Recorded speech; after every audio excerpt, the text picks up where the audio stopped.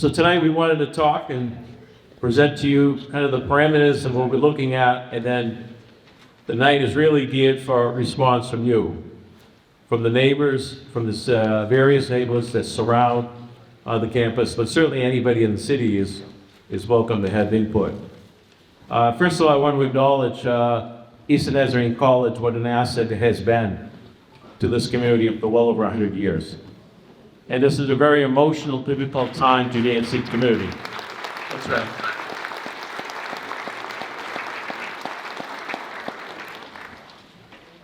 And if we move forward, which is certainly my goal, we are now in negotiations with the ENC to purchase the property.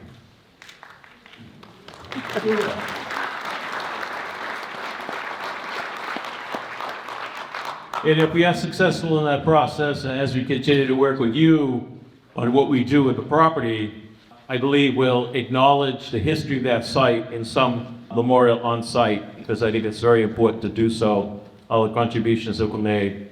And while we're on that subject, just to clear up, Eastern Nazarene, the church there is separate from the college, so that parcel stays as separate from the actual layout of the college itself.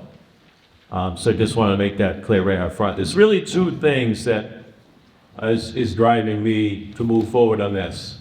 One is that we want to protect the neighborhood. I think that's crucial. Wollaston, that neighborhood is solid. Cities are made up, good cities are made up of good, strong neighborhoods. You lose neighborhoods, you lose cities. We had, as you probably read, there was a developer that had the college under agreement. I don't know the exact amount, but I know it was more than $30 million. We basically said no. It was too dense. It was too much. One building was about 400 units. The other building was about 200 units. There's 600 additional units on site. We just thought it was too heavy, too much.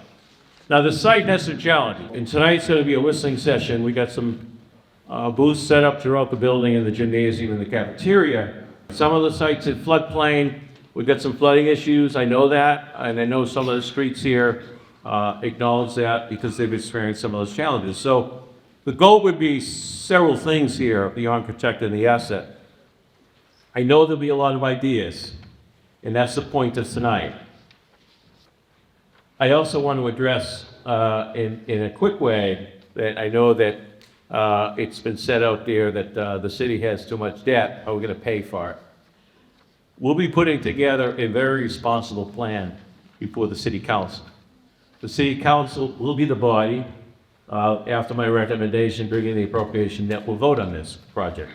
Now, I know we have a long way to go, but I just want to let you know what the process is going forward.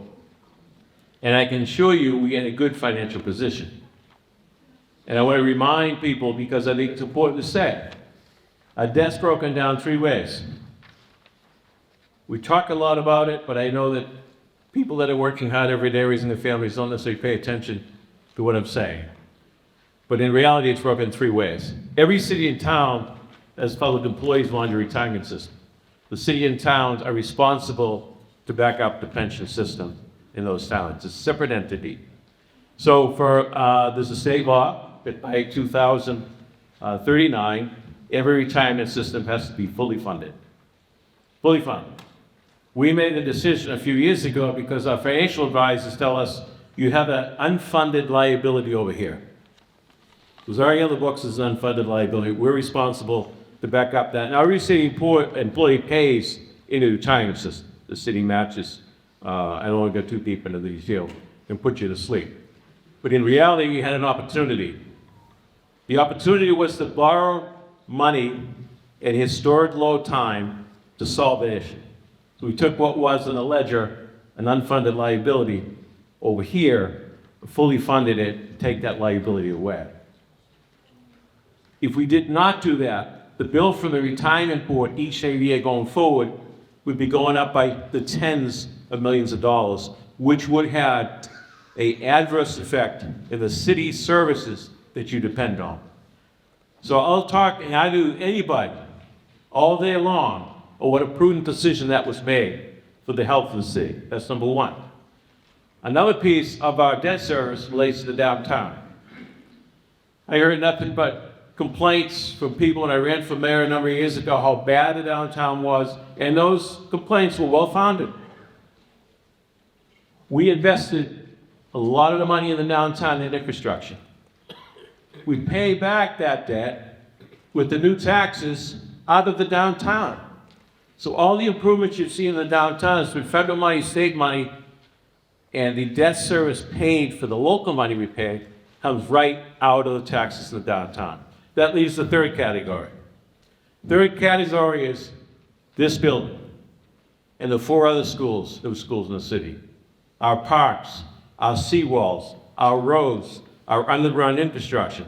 All of those pieces fall into that third category. And by the way, in addition to all that, we brought in hundreds of millions of dollars, not only from the state, but also through the federal government in helping us with those infrastructure needs. So I just want to put that out there before the discussion gets too deep on the financial side, whether we can afford or not. We want to control the site.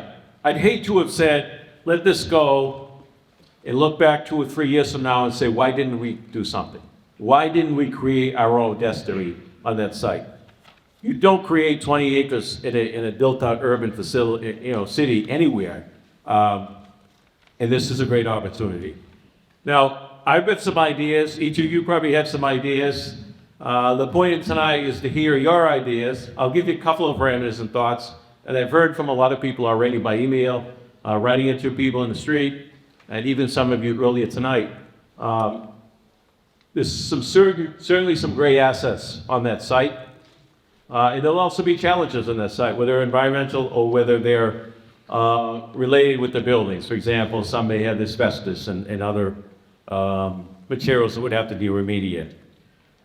We're going to do a complete analysis of every structure on the site. What I have said publicly in the past is we put before the city council an overlay district to create a 55 and over community on the site. Now, whether that's use some of the existing buildings or whether it's new buildings, that remains to be seen. That's one thought that we have shared publicly. I believe the Quincy College would be very interested in the gymnasium. Right now, they rent school gyms all across the city for their athletic programs, and the field behind it would also serve them, but also could serve the city. Our Quincy Recreation Department for that neighborhood could use that facility to do recreation programs. The Nice Library is a beautiful new facility. Perhaps that becomes a new branch library for the city. I'm just throwing a few things out there. I'm not suggesting we have all the answers. As I mentioned earlier, we're probably going to do some environmental things that will help alleviate some of the flooding issues in the entire neighborhood. Tonight we have a setup throughout the building, as I said, the gymnasium and the cafeteria, and we have a facilitator, and we have a number of people here tonight that help out.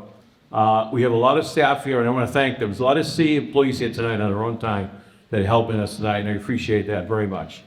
I'm going to be around, so anybody who wants to talk to me, I'll be here till the end of the night, roaming around. Feel free. We're always available in the office, and certainly you can reach out by email or phone call as well to talk about any thoughts and ideas. At the end of the day, we're going to come up, we hope, with the best plan, the most value for the neighborhood. I'd like to have Robinson come up and give you some instructions, and again, I'll be around. Thanks for listening.